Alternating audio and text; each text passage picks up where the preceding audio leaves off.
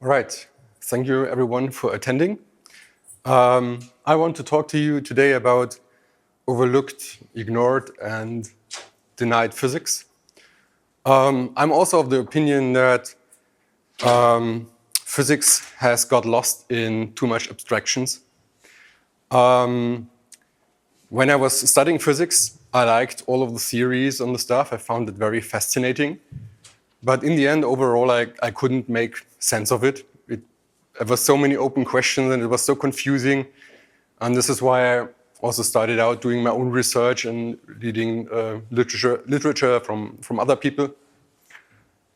And in the end, I think we should take a step back, like some of the others have also recommended, and start collecting clues so that we can make inferences from the clues that we find. I think a lot of the clues that I will be presenting today, many of you have never seen before, so I hope so, that I'm not overstating. But I also must add that I do not have a fully consistent theory. So I've collected lots of parts, I tried to put them together as good as I can, but it's not a fully consistent theory. Okay, so let's jump in now. First, I want to start just with a slide about the symbols that I use. Most of them are pretty standard. A few things are worth pointing out, though. Everything that's related to the Planck units has a subscript L. Everything that is related to the Compton wavelengths has a subscript C. What definitely comes up a lot is the reduced Compton wavelengths, which is just the Compton wavelengths divided by 2 pi. And also the Compton frequency associated with the Compton wavelength. Please do not confuse the symbols for the hydrogen radius and the Hubble radius. Yeah, pretty similar. And I also stated the value for the Hubble constant that I use explicitly because there is still some uncertainty about what is like the correct value. The starting point of my presentation is the Compton wavelength. And the claim that the Compton wavelength is a real geometric property. It is not just some intangible quantum physical property with no real meaning in 3D space. I think this is a very, very crucial thing. If you have a new theory and you cannot incorporate the quantum wavelengths in a real geometric sense, then there is something missing, in my view. And as you will see, this will go a long way. A lot follows from following that trail. A lot of things will follow from that. Okay, so in particular, this means that the Compton wavelength defines the circumference of a spin-1/2 particle. This is where we'll start. This also implies that the radius of a spin-1/2 particle is the reduced Compton wavelength. And when I talk about a spin-1/2 particle, in particular, I mean standalone fermions. I'm just talking about electrons, protons, neutrons, etc. Okay, this slide now shows the first clues for the claims that I made. The first thing is that if you look at the experimental proton radius, it is pretty much 4 times the reduced Compton wavelengths of the proton. I think this is pretty much ignored. And the fact that we're having an integer number and not just some weird arbitrary factor is already the first clue that the Compton wavelengths have a real geometric meaning. Next thing is, we can calculate the electron's magnetic moment in a classical way. We just have to have a coil which has the size that I presumed for the electron that we're talking about the radius of spin-1/2 particles. If you just take the area and also take the associated current, so you have the fundamental charge circulating around that circle, in the coil with light speed, and you get this frequency. So you have a current E times the Compton frequency of the electron. And you just multiply it all together, and somehow you get the electron's magnetic moment. I think this is a pretty astounding coincidence. And you do not even need a fudge factor like the gyromagnetic ratio. So I find that pretty astounding. And also the third clue is that the hydrogen radius and the reduced Compton wavelengths of the electron, they are also related by a factor of alpha. And since the hydrogen radius is definitely something real and measurable, the reduced Compton wavelength also has to be, because why would that be something real and that would be just something imaginary? Doesn't make sense to me. Sorry to interrupt, but just when it says equal, you mean approximately equal, right? To what sort of accuracy? Here or here? Everywhere. This should be pretty accurate. I mean, maybe there are some digits, like the fifth, sixth digit, some quantum effects missing, but that's accurate in standard physics. There might be some quantum mechanical effects that are not considered, but that is very, very accurate. For all of these equal signs? Yeah. Cool. Yeah. So here it is like two digits. Like this is 4.00. This third digit, then it's getting so. Yeah, but it's pretty accurate. And this is like really equal.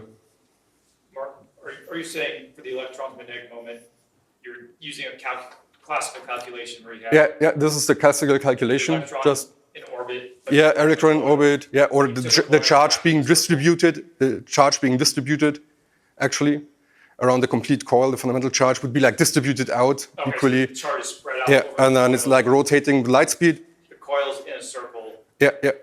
And the size of the circle is exactly like the electron size, The radius. like it was like even here. That would be the radius. So I find that pretty amazing.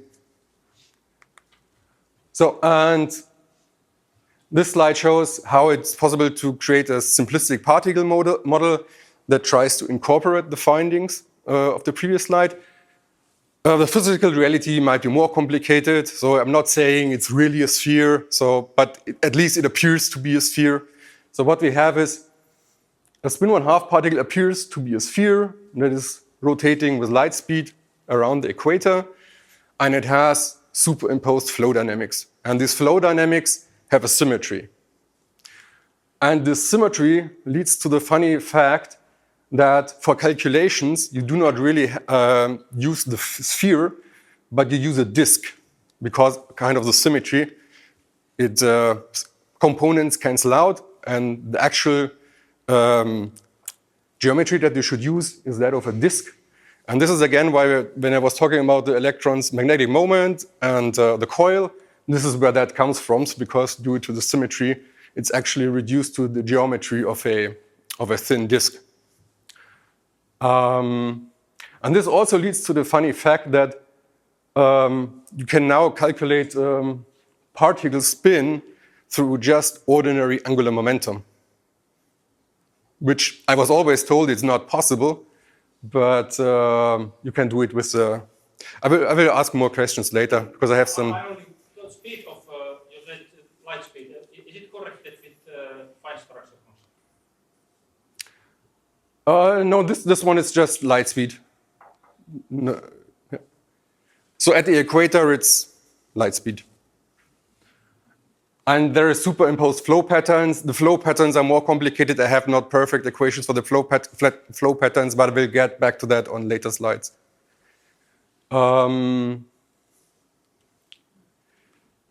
And there is also another angular momentum component. So though the spin axis has h bar half, it's a typical spin. But according to Randall Mills, who is working with a similar model, there is also another angular momentum component of any axis that lies in this plane. And that would have an angular momentum of h bar divided by 4. And with that additional angular momentum component, it should be explainable, according to Randall Mills, to also explain the Stern-Gerlach experiment of quantum physics in a classical way. So that's the next very interesting thing. And moreover, spin and magnetic moment are linked very naturally in this simple model. Okay, the next interesting set of coincidences with the simple particle model and all of the Compton wavelengths properties, or the properties that are related to the Compton wavelengths, it's also possible to describe the rest mass energy, which is usually denoted by mc squared, with a lot of other equations that you probably also have never seen. So you can have an electric equation for the rest mass energy, a magnetic one, a rotational one, a gravitational one, and some of them reduced to HFC, to an HF term. And this one reduces to MC squared. And this at least leads to two main conclusions. Energy terms of the form h times frequency are not only applicable to photons, they are really also applicable to particles. I think that's a very important point. And that the mass energy might actually be originate from other forms of energy. So mass in itself might just be, in reality, just be energy, and mass as an independent property maybe does not really exist. Okay, there is also, so we were now talking about the rest mass energy on the previous slide, and now I will talk about relativistic energy, because there are also some unknown things about the relativistic energy.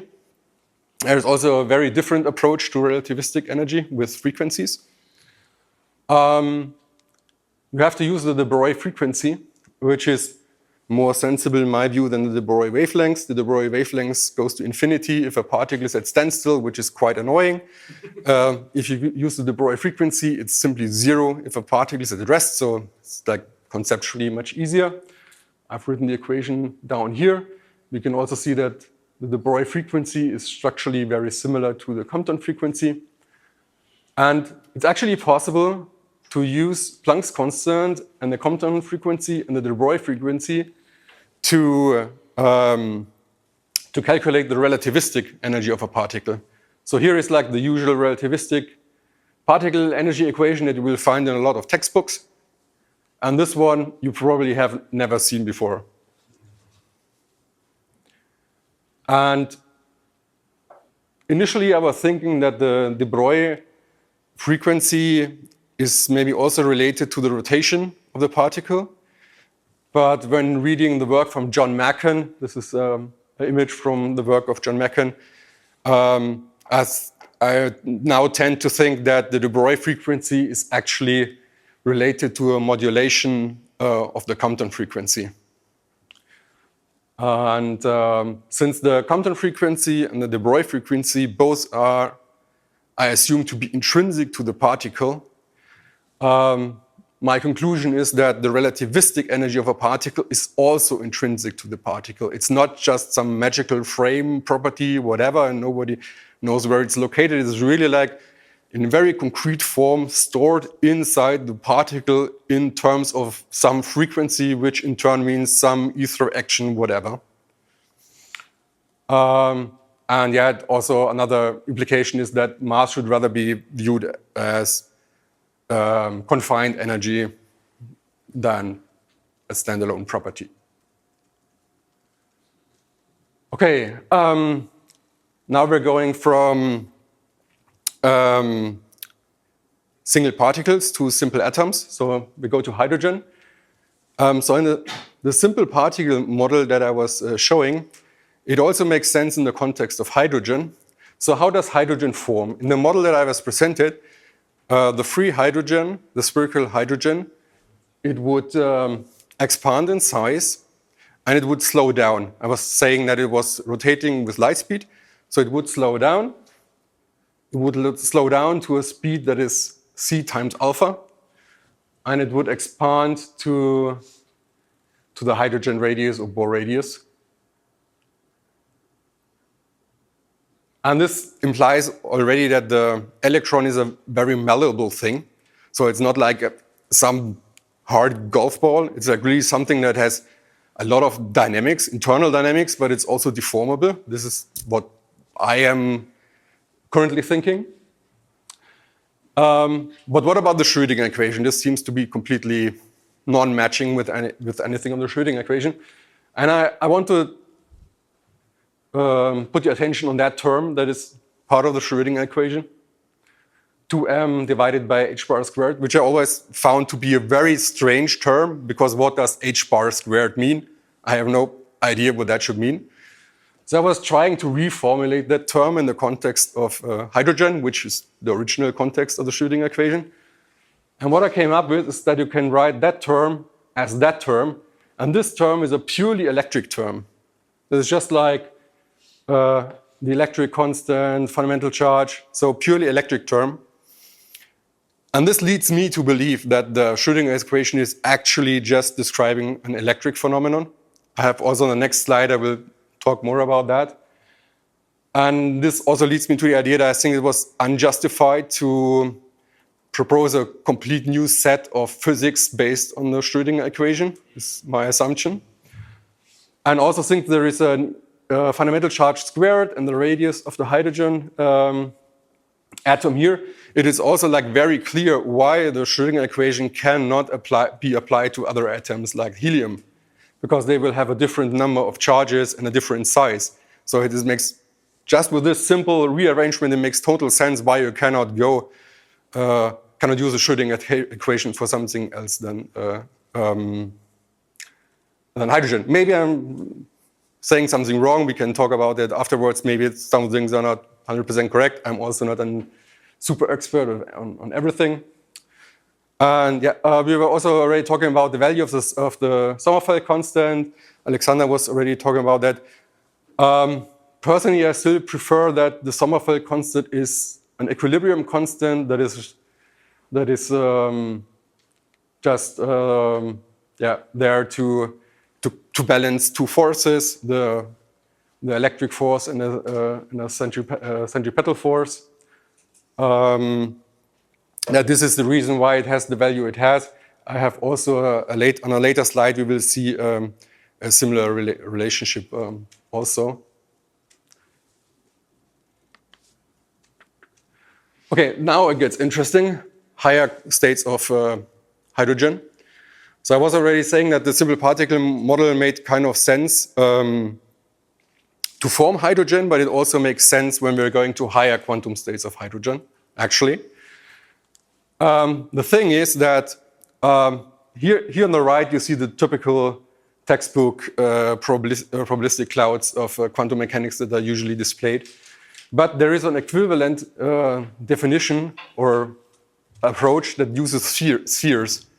And the thing is that the probabilities become current densities and current flow on the surface of the sphere. And the approach on the left side is actually producing the same results than this one. But on the right side, it's actually easier to make some calculations. And yeah, if you want to know a good mathematical description of the left side, then you should look up the work of Randall Mills. He already figured out all the mathematics. It might also be not entirely correct, but I think he did a very, very good job. And he calculated binding energies for hundreds of molecules, and you can do that with much less computational effort than is done with quantum mechanics. And he does that to like 6 or 7 digit after decimal point. So this works very, very well. And there's also another very, very interesting thing is that using that approach, it's possible to describe hydrogen states with the electron below the so-called ground state. So that the state n is even smaller than 1. Randall Mills calls these the hydrino, and he's already in the process of making an electric power generator to use the hydrinos to create energy, because the quantum jump from the base level to the first one below, it's like very huge, and it's emitting high energy photons. But you need a catalyst to actually create hydrinos. So they do not appear very easily. You have to have a reactor and have the right catalyst, and then you can make hydrogen to jump one level below. Mills is receiving a lot of hostility. On one hand, that is because Mills is very bold in his claims. So he's saying he has a theory of everything, which I think is not true. But if you step out and say you have a theory of everything, of course, you will have a lot of enemies already. And also the next thing is that modern quantum physics cannot model hydrogen with a state below the ground state. And so should the hadrino really exist, which I tend to believe, then modern quantum physics is screwed. So this is also a reason why they are, of course, pretty hostile to everything he says. And maybe the hadrino might also be responsible for dark matter. Maybe, maybe not. I'm not sure. Mills claims that some of the spectral signatures that can be found in astronomy point to the fact that dark matter might be related to hadrinos. Maybe, maybe not. We will see. But it's definitely a nice idea. So, okay, this is more of a speculation of mine. I cannot say that this is like really substantiated, but I find it interesting to entertain that idea. We were already seeing that the moment of inertia of a spin 1/2 particle seems to be a thin disk. For the photon, it seems that the moment of inertia of the photon is a thin ring. And by extension, a photon should be a toroid, and a toroid with an AC current on top of it. And remarkably, the first indirect image of a photon that was ever made, which you will see here, pretty much looks like a toroid to me. But I have to add, the people who made that image, the creators of that image, they say that it does not have anything to do with the geometrical layout of the photon. So they are just saying it's some kind of energy level visualization, whatever. But I find that to be a pretty interesting coincidence that I think it's a toroid and the image of the photon that I get looks like this. So interesting. Wave-particle duality for the photon should also be explainable. The toroid is responsible for the particle part. And I think that also that space is polarizable, and I think that the wave part would then be the effect of the AC current of the toroid on the surrounding space, so that you have both. That we have to consider both the toroid and the effect on the surrounding space, and then you get wave behavior and particle behavior. That would be my interpretation. And also I think that photons and particles have to be made of the same stuff, preferably the ether, to be interchangeable. So how can matter create photons or vice versa if they are not made of the same stuff? So this is also why I'm thinking of the ether is a good thing, trying to explain things in terms of an ether. Okay, then there is also a hidden particle hierarchy that is centering about the Planck sphere. The Planck sphere has a radius of 1 Planck length and a mass of 1 Planck mass. And all spin 1.5 particles are a function of the Planck mass. So this is the equation here. So the proton and the electron, they have this mass formula actually, which is, like I said, a function of the Planck mass. And in reference to what Alexander said earlier, Alexander, this is the formula that you were showing with H, like H equals whatever. It's just written in a different form. This should be exactly the same formula. And so this all leads back to the Compton wavelengths that we started with. The next interesting thing is that there is a kind of mathematical mirror symmetry. So here we have the formula for spin 1.5 particles.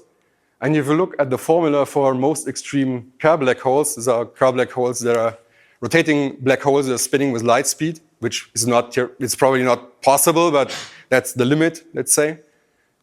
They have pretty much the same formula, just the fraction has to be inverted.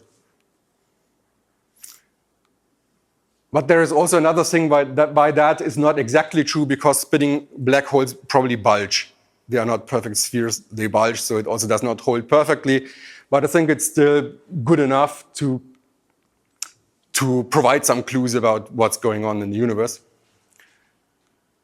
And then the interesting thing is that the Planck sphere, which I get more about the Planck sphere in later slides, what it really is or means, that the Planck sphere is a spin 1.5 particle as well as a black hole. That's possible because the mass of the Planck sphere is much higher than the mass of the proton and the electron. And this graph also leads to the speculation that the proton and electron may be actually inflated Planck spheres. As I will show on a later slide, I think that Planck spheres are like the substrate of space, and maybe some of them inflated during Big Bang or whatever, and during that inflation they actually created these other particles, and that the inflation process somehow leads to a reduced effective mass. They started out with the Planck mass, but with that inflation process they somehow lost effective mass, maybe. And there's also another big controversy here, is that in the model that I'm talking about, the electron is actually much bigger than the proton. So some people might find that absolutely outrageous, because modern physics says that the electron even might be so small, is extremely small or has no size at all. And here I'm saying the completely opposite, that it is even bigger than a proton. But you already said that the electron might be malleable, like a jelly, on one hand. On the other hand, I think that the electron, when it is accelerated, it is shrinking. My findings suggest that it's not only shrinking in the direction of motion, like special relativity says. I think it's like shrinking in all dimensions.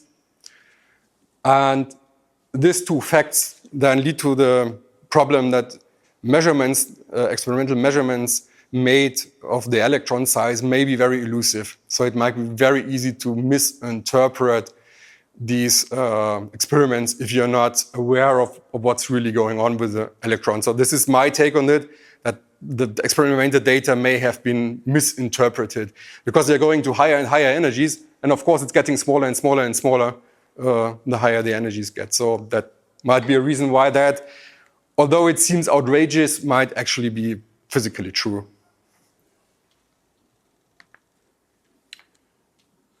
Okay, then the next step is, since the Planck spheres are so small, I think it makes sense that they might be the substrate of space, that this might be the quantum dots of space, or however you want to call them. And that they also that they also have a frequency, which I presume is the inverse Planck time, and that they form a distributed network of clocks in the universe. Because how can we guarantee that time runs equally fast in different parts of the universe, even if you leave general relativity out of the picture? The rate of time could be different in different parts of the universe, and maybe the Planck spheres are like giving like a synchronized clock mechanism across the universe.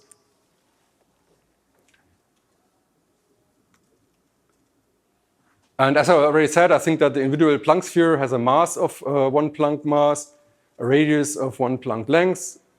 But since I said that the Planck spheres are the substrate of space, there should be no empty space in between. But how do you stack spheres without leaving any empty space?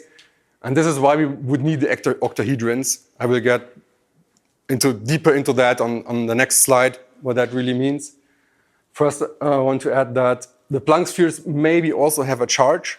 They might be the positive or negative Planck charge. That would be a binary. They could just have two different values. That would also be, when we're talking about philosophy, it would be like the manifestation of duality on the Planck sphere level, maybe.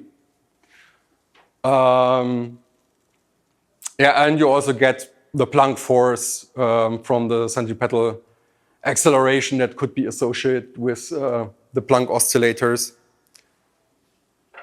Okay, so I go to the next slide. Okay, this slide shows the equations to count the number of Planck oscillators. So the first equation shows you how to count the Planck oscillators on the surface of a sphere with radius r. And the second equation shows you how to count the number of Planck oscillators in the volume of a sphere with radius r.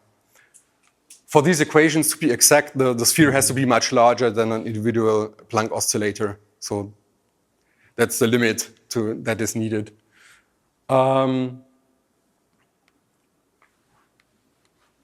on the right, we see images that visualize this. So this is how it would look like on the surface. This would be individual oscillators. And this is how it would look like in 3D space. And this is where the octahedrons come into play. Each rect octahedron is actually a Planck oscillator. And I also think that space is flat. I will get more into that later.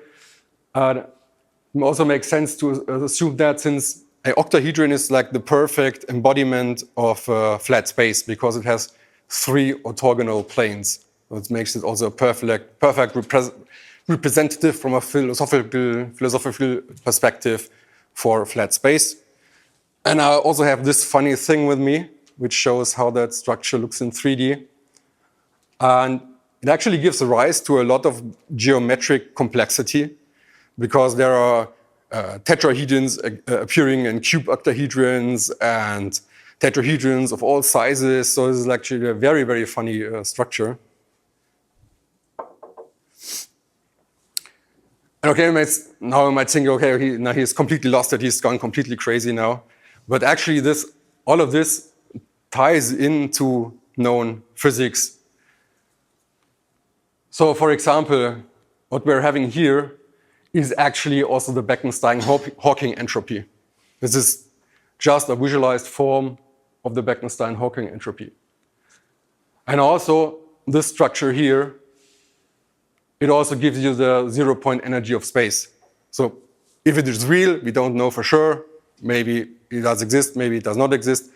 But this structure gives you the same energy for the zero-point energy of space, like 10 to the 96 kilograms per cubic meter. And thank you. And there's also some other very interesting property that arises from that structure. You actually get the acoustic impedance of space for gravitational waves, which is like a very high value, 10 to the 184. And it's this value here. This is the acoustic impedance of space. Usually in the science of gravitational waves, what is usually used is c cubed divided by g. So usually in the literature, it's stated in a similar way, but not the exact same way. But this way has the advantage that these are actually the units that are usually used to describe an acoustic impedance. And this is the equation for the intensity of a planar gravitational wave. And this is the form that is adapted to describing the acoustic impedance with this unit. So you can adapt the equation for the intensity of the gravitational wave. It can be easily adapted, and that is the form.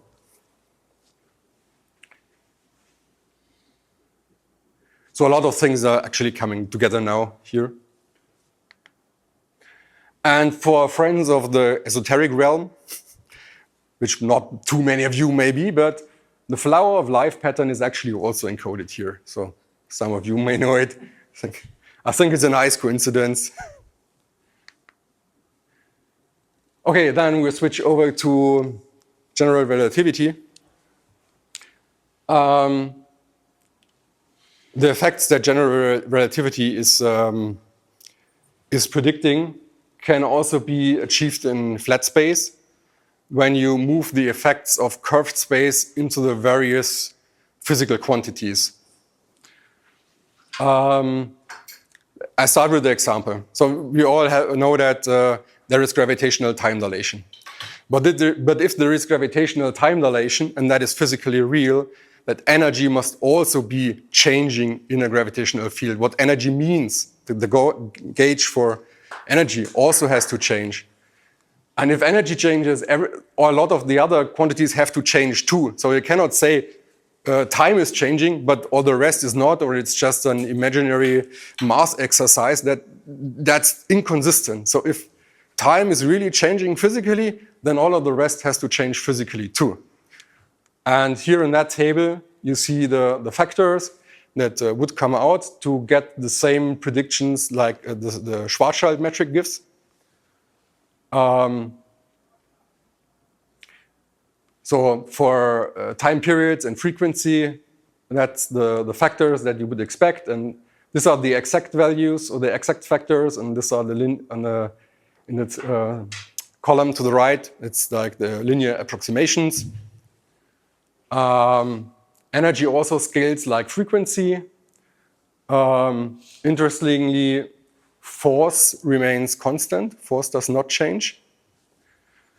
When the row with length element, what length element actually means, it does not mean that space is changing. It actually means that physical objects are changing. The physical objects are changing their size. And I also have to add that a local observer would not be able to detect these changes. This would just be observed by someone from outside. As you go into the gravitational field, you will actually not see that these things are changing, because everything changes in a way so that the change is actually concealed from you. You will not be able to measure it locally as you go into the gravitational field. For you, everything will seem to remain unchanged. And yeah, velocity is also slowing down.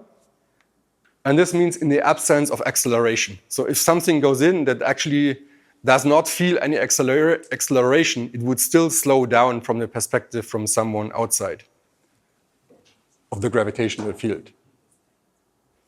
And with all that knowledge, we also can get an equation for the mass energy of a spin 1/2 particle that incorporates the special relativistic effect as well as the general relativistic effect. This is this equation.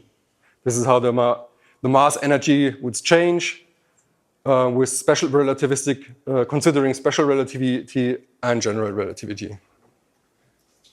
Is the length element also different in both directions? Yeah, I think so. I'm not absolutely sure, but I think it's like a symmetric shrinking. Okay, and yeah, interestingly, acceleration would decrease and mass would increase. Okay, so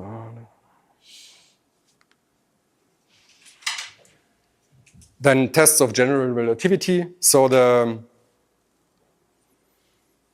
something else that I have to add. So this slide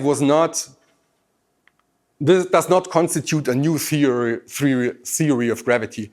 It just says if you come up with a new theory of gravity and it can fulfill these factors, it can produce these factors, then you will be equivalent to the Schwarzschild metric.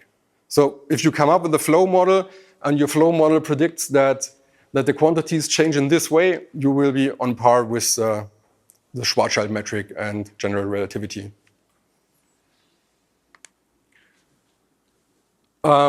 Gravitational general relativity tests. There are no surprises with time dilation and gravitational redshift and blue shift. This is pretty straightforward, just change of a rate of time and wavelengths. It gets more interesting with light bending and Shapiro delay. Alexander was already talking about that. So I was saying that velocities are slowing down, and I said that it is even in the absence of any experienced acceleration. And this then also extends to light. So light also has to slow down inside the gravitational field. And if light slows down, you can calculate a refractive index. You can define a refractive index. And you have a refractive index. Light bending can be seen as an optics problem. And as Alexander already said, Robert Dicke was the first one to point that out. So that's just confirming of what others already have found out before. And in my latest paper, I was also trying to tackle the perihelion precession. And it seems that my calculations succeeded. So if you treat the mass of Mercury as a variable mass with the factor that I presented, it seems that you can calculate the correct perihelion precession.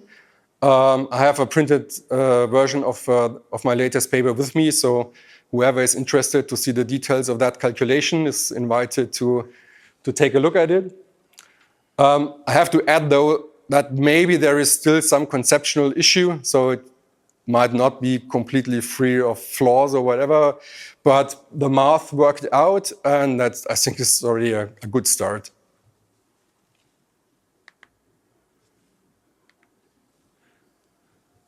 You have 20 minutes remaining, by the way. Okay.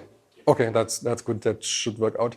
Apart from all of the formulas that we have seen that might be pointing to space being flat, there are also a number of conceptual arguments, in my view, that advocate for space being flat.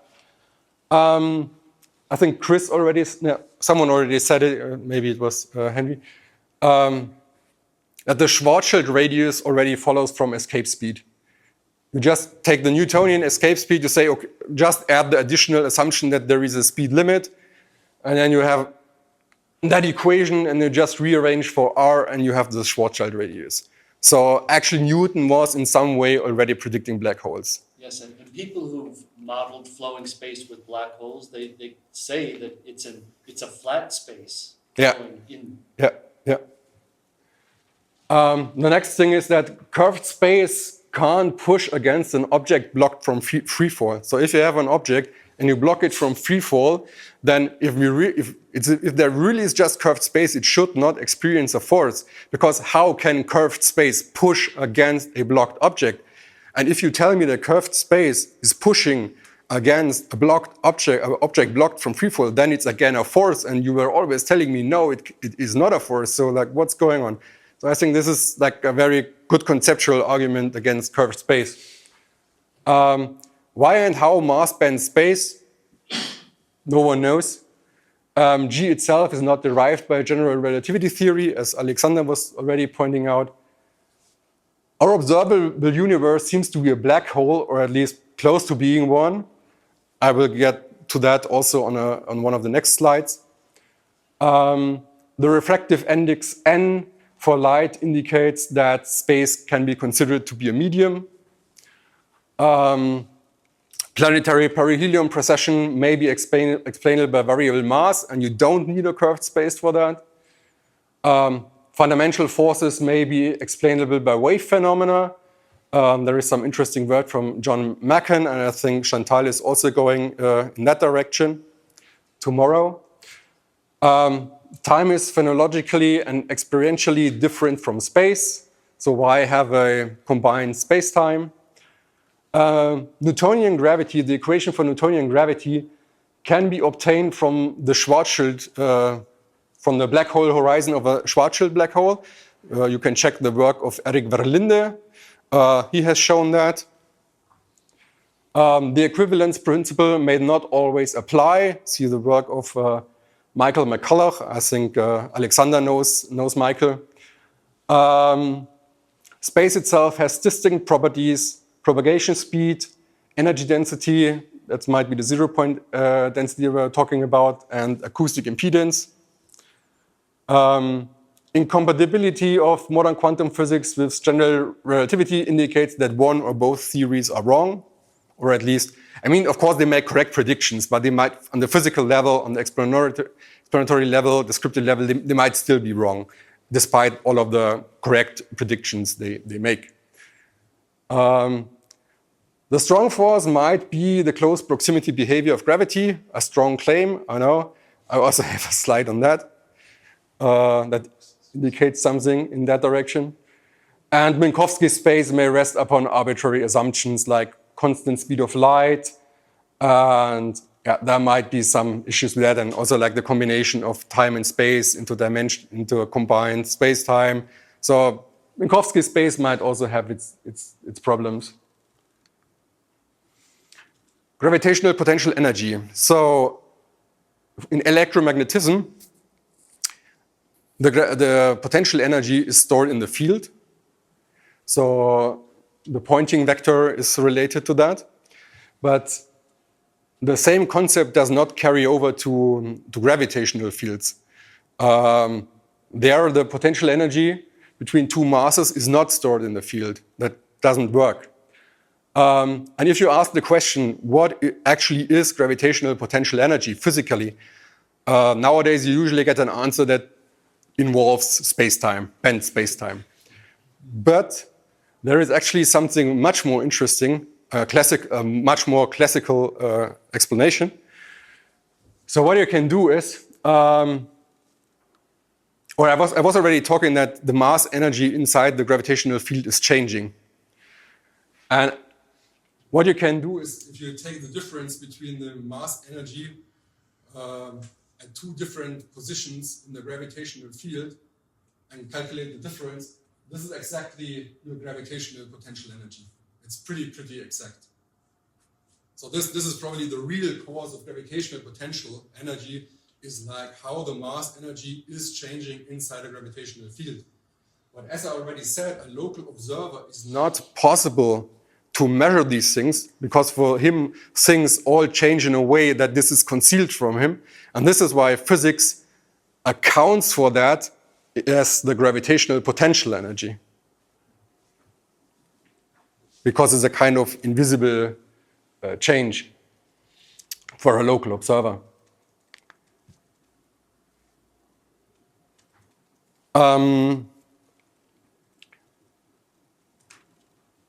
There is a very interesting shorthand notation for writing the electric and gravitational force that was introduced by John A. Macken. It's like here. I just have to explain what these terms mean. So we are already saying that this is the Planck force, and A is simply quantifies the Compton radius of a particle in terms of the Planck length, and M simply quantifies a distance r in terms of the Compton wavelengths. These are two measures that are used for the shorthand notation.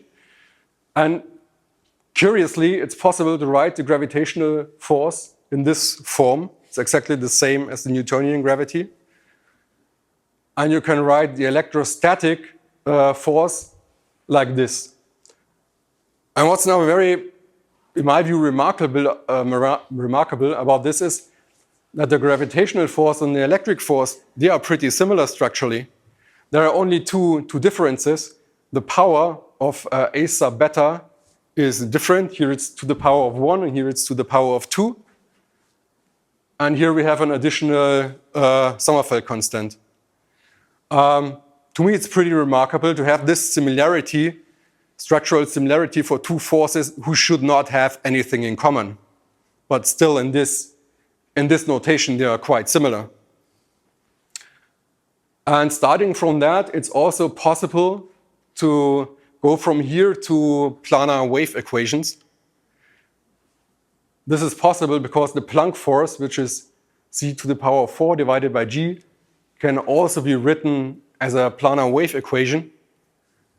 And this enables you to go from this to this. And so you have a planar wave equation for gravity and a planar wave equation for the electrostatic force. Admittedly, there are a lot of open questions with these equations, and I don't have all the answers for this. I just find it highly remarkable to be able to get these kinds of equations. And the planar wave equations, that's important to add, they also feature the impedance of space. This term here, it's again the impedance of space. So what we were seeing like for the intensity of gravitational wave, macroscopic gravitational waves, it also might be relevant for the gravitational force and the electric force. And there is again also the Sommerfeld constant appearing in a similar equilibrium situation like I was already talking about in hydrogen. You have another equilibrium situation here, but here it involves the square root of alpha. Okay, black hole universe.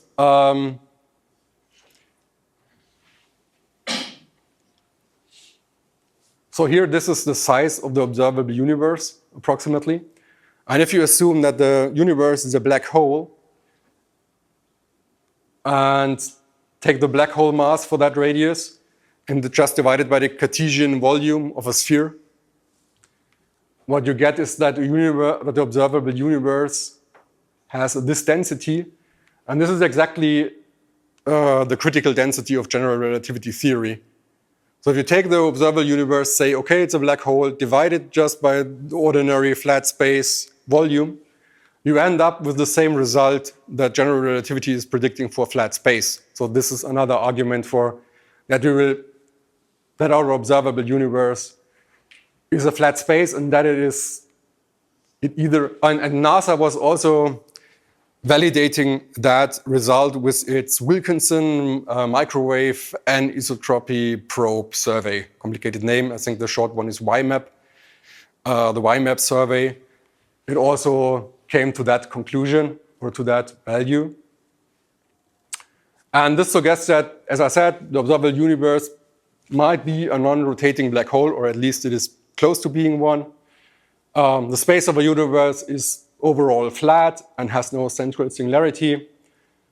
And I also think something else that leads to is that the gravitational constant G is an emergent quantity, which means it follows from other properties, like Alexander was also talking about. I think my equation is a little bit different from Alexander's.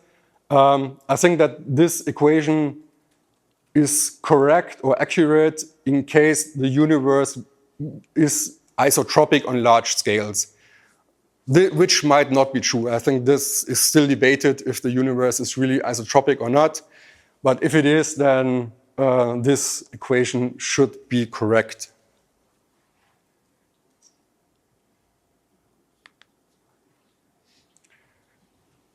Something else that follows is that if our observable universe is a black hole, and black holes are generally the most dense form of matter, then what also follows from that the limit for gravitational potential in our universe is minus c squared.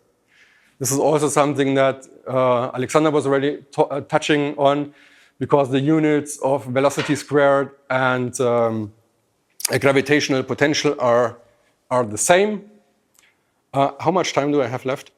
Yeah, just 8 minutes left. Okay, so maybe I leave out that. So this is how you can reformulate the gravitational potential. It's like you can replace G with c squared, and you get very, very interesting equations. Force relations. So this slide is about the Planck force, which Salvatore Pais, some of you may know him. He's a US Navy researcher who has some crazy patents which are public, which read like UFO technology. So really some very crazy stuff, but patents are available. He also calls the Planck force the super force. And it's called super because it's probably the strongest force possible. So you need a black hole to achieve that level of force. It presumably is the first force in the universe that ever existed. On the level of the quantum from the Planck spheres that I was talking about, it might still be relevant. And I think that the other forces in our universe in some way descended from the Planck force. So the Planck force was the first one, and as the universe evolved, it started to create these other forces.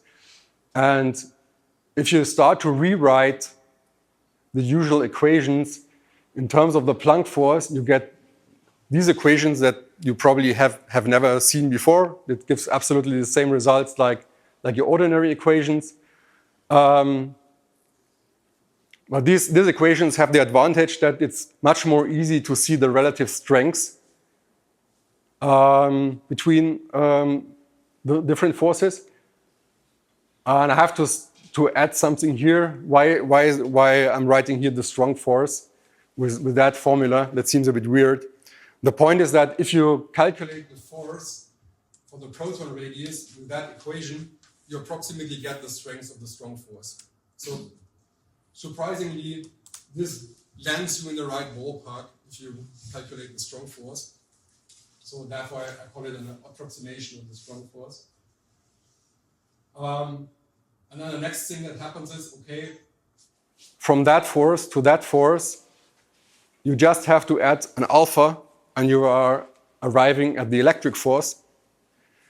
And then from the electric force to the magnetic force, you just have to add this velocity components on the back side. I think this is one of the most beautiful equations for magnetic force, but it's for a special case when the electrons are, or the charge carriers are in parallel or antiparallel. Then it actually simplifies to this equation. And this is how the gravitational equation, how gravity looks like if you express it in Planck units. The appropriate normalization value that you need for the masses is the Planck mass. But there is also a second very interesting formulation that I had to add. It's like this one. We were already talking about the flow model, and this is Newtonian gravity expressed in terms of escape speed. So here is the escape speed 1 and escape speed 2, and you have to divide that by c squared and square it again, multiplied with the Planck length, and also this factor here. And this gives exactly the same prediction like Newtonian gravity, despite being very, very different. And there's also something very interesting about this factor 1/4. This is because Newtonian gravity is dealing with static objects and not with rotating objects. This is like we have 2 times a factor of 1/2 that is missing from the escape speed formula, and this is why we end up with a factor of 1/4 here. Martin, I have a question here. Now, in your the table, the formula for the strong force and the electric force is proportional. So, now how can you account for the fact that electric force is a long-range force, but the strong force is a very short-range force? Yeah. So from this formula, I cannot tell the difference. Yeah. This is. Can you elaborate on that? Yeah. This is why I call it an approximation, and I think it should only be regarded at the point of at the size of the proton. It is not a universally valid equation, but I think it has some validity to it, but it's not an accurate something that can really be used for the strong force. But at the radius of the proton, you pretty much get the strength of the strong force. And that's also one of the mysteries to uncover. It also has another side effect or another variant. This is the gravitational formula for 2 protons, the gravitational attraction between them. But if you assume that you could replace the mass of the proton with the mass of the Planck mass, that the real mass would be the Planck mass instead of the measured proton mass, you get a force that is 10 times to the power of 38 stronger than the usual gravitational force. And this is pretty much by what everyone is saying, that the strong force is stronger than gravity. So I think this is a hint that there may be like that the actual mass of the proton might be even bigger than we know. So it might be like the mass that we measure is somehow shielding the real mass. But this is getting more into speculation. But I still think that arriving at that ratio, I think, is pretty interesting, and there definitely needs to be an explanation of why this is the case. Okay, and this is the last slide. In our universe, there seem to be a lot of interesting logarithmic relations that end up either in an integer or approximately end up in an integer value or integer value plus 1/2. There are a lot of logarithmic relations between mass of the electron, mass of the proton, Planck mass, Compton wavelength of the electron, and they all end up in either an integer number or an integer number plus 1/2. It's like very weird, and it indicates there is some unknown physics at work, maybe like standing gravitational waves or something like this. Okay, and that's it. Thank you for listening.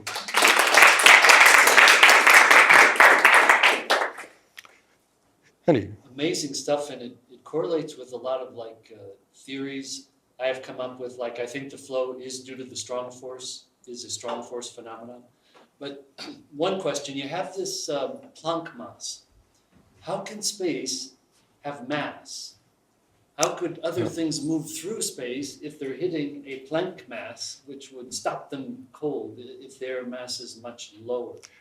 Okay, on one hand, Is it really mass that you're talking about? yeah, I think it's more like energy. It's just mass energy. It's not. It's because I think it's something that is in some way vibrating in some way.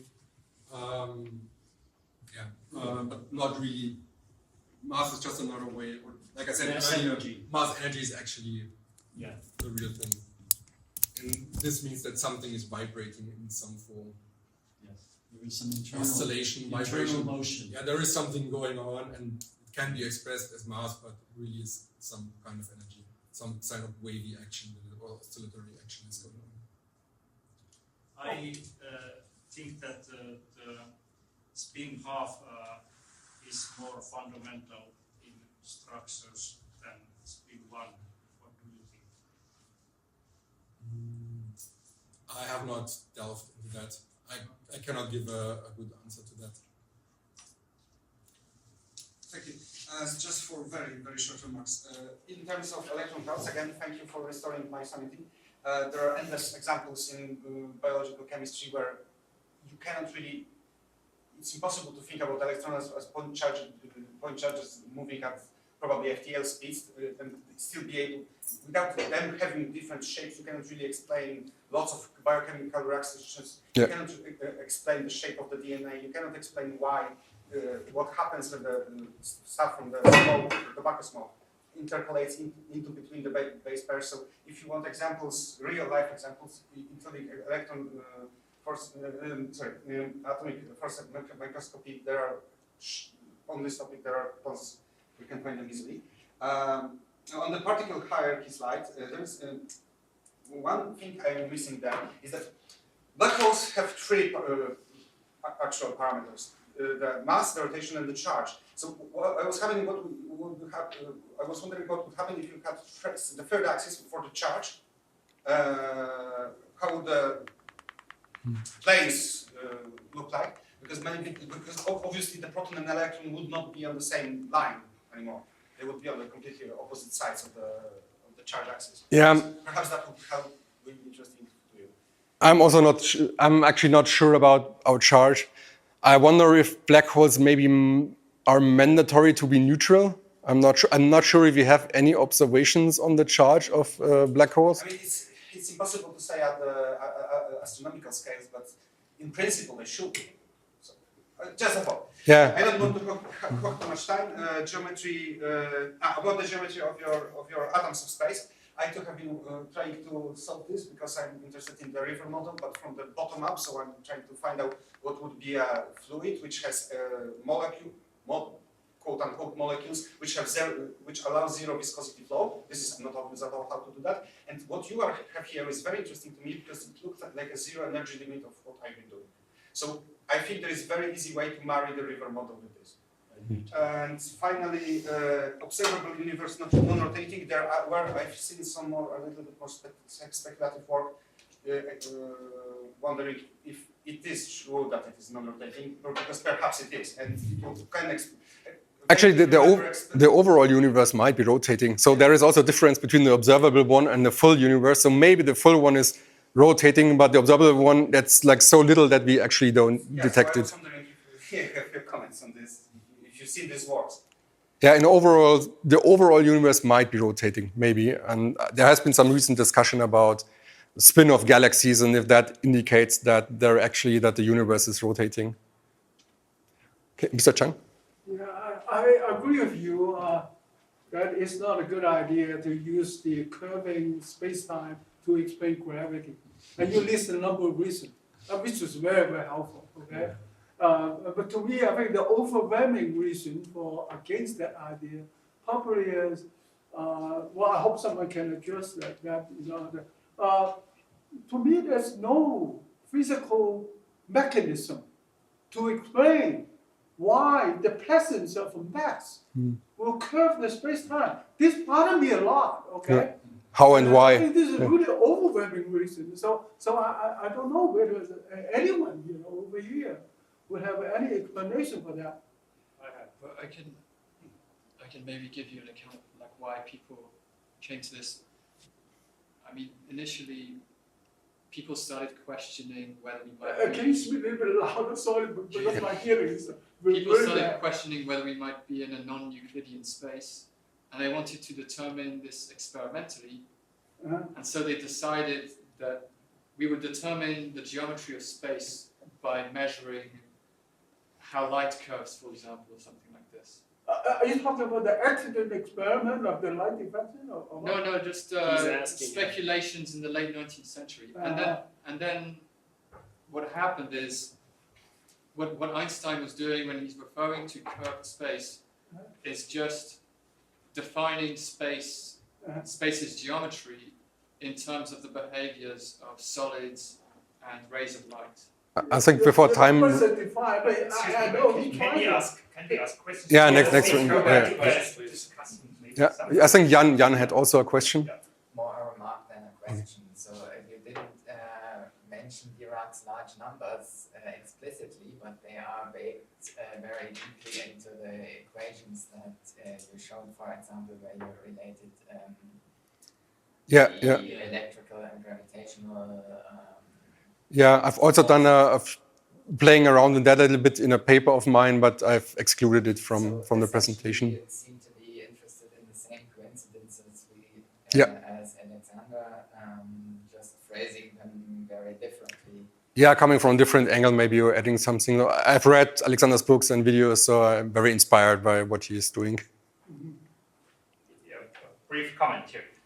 Well, thank you very much for pointing out you believe the strong force to be explained by gravity, short-range gravity. Absolutely in agreement with that. And I mean, even if modern physics would ridicule maybe that thought, don't be ashamed. I mean, Einstein or Heisenberg would totally be in agreement with you. That is one thing. And second thing, also, thanks that you added this. We don't have to worry about things like closed universe or inflation. Once you calculate the gravitational constant, that's already baked in. That being said, you mentioned, you talked about black holes. And they're kind of strange by construction because the density you would expect normally I think the mass you would expect normally to vary to the third power of the radius. It's just linear, which is very strange. And as a consequence, a swimming pool of the size of the solar system, say, would be a black hole. So it contradicts somehow this idea of a very huge density. Are you skeptical of the concept of black hole as a whole, or? I assume that they are real and that the equations are quite correct, but I might be wrong. This is just like my best guesses, let's say. I'm not saying, or I cannot say that that's really correct or true. It's just like what I try to how I try to make sense of things. So might be that they don't exist. I think they do, but we will see. A brief comment. I found about a third of this vaguely plausible and interesting, but what would give this real power is direct reasoning from specific evidence, specific reasoning steps, getting to definite conclusions. Anything and any of these bits that you've shown us here that could be directly proven would be powerful.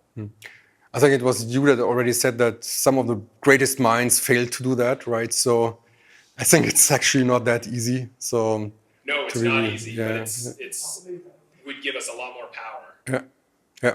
So like I said, it's mostly a collection of clues. Like I said in the beginning, I don't have a full-fledged outer theory. It's just like all the noteworthy things that it was coming across, and I tried to stick it together in the best way that I could.